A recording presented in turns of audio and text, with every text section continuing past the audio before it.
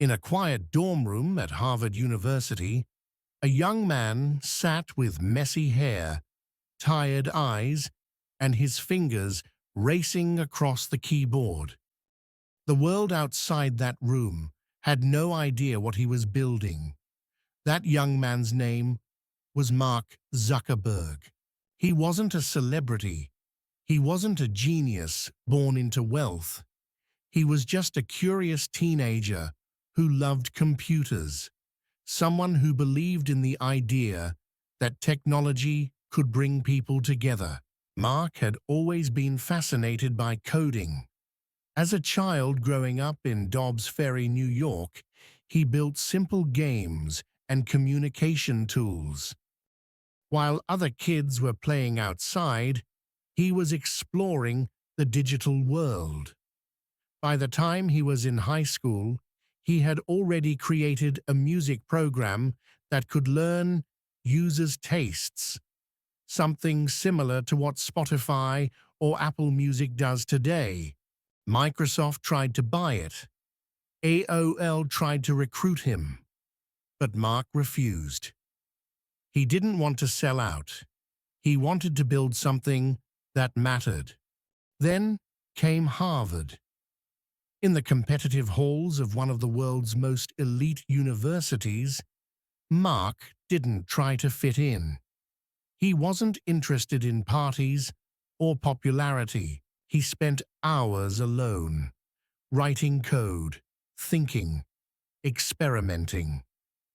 And one night, out of pure curiosity, he built a website called FaceMash, a tool that allowed students to compare classmates' photos and vote on who looked better. It was meant as a joke, but within hours, it went viral across campus. Harvard shut it down. He nearly got expelled. But something powerful happened. He saw firsthand how desperate people were to connect, how curious they were to see others, to be seen, to be part of something bigger. That's when the seed of Facebook was planted. With a small group of friends, Mark started working on a new website, a place where students could create profiles, share information, and interact online. They launched it as thefacebook.com on February 4th, 2004. Within 24 hours, hundreds of students had signed up. Within a month, thousands across universities were using it, and within a year, Facebook was no longer just a college project. It was the start of something global. Mark made a decision that would change his life forever. He dropped out of Harvard. His parents were worried. Friends were shocked. "Why would you leave Harvard for a website?" they asked. But Mark had a vision, a belief that people from around the world, from all cultures and backgrounds, could be connected through one platform. So he moved to Silicon Valley. He rented a small house, turned it into Facebook's first office. He worked day and night, barely sleeping, barely eating. He wasn't chasing money. He wasn't chasing fame. He was chasing impact, but the road wasn't smooth. Soon after Facebook's growth exploded, legal troubles began. The Winklevoss twins, former classmates, accused Mark of stealing their idea. There were lawsuits, accusations, media headlines. Friends he once trusted turned against him. At 21, Mark was already facing the weight of the business world on his shoulders. But he stayed focused. His motto?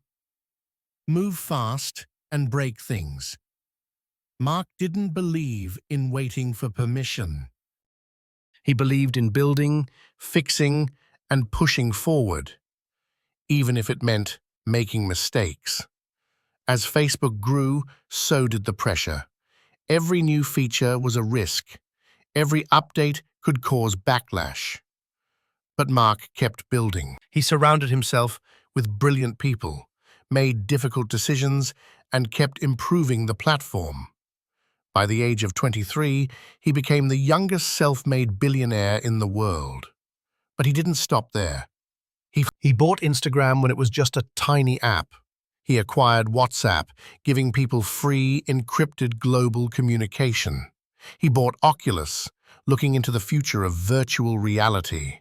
And then came his boldest move yet, transforming Facebook into Meta. Mark wasn't just trying to connect people anymore. He was building the metaverse, a fully immersive virtual world where people could work, play, and live from anywhere. People laughed. Critics mocked him. Stock prices dropped. But Mark never flinched. He wasn't just playing for the next year. He was thinking about the next generation. Today, Facebook and its sister apps connect over 3 billion people worldwide, and it all started with one idea.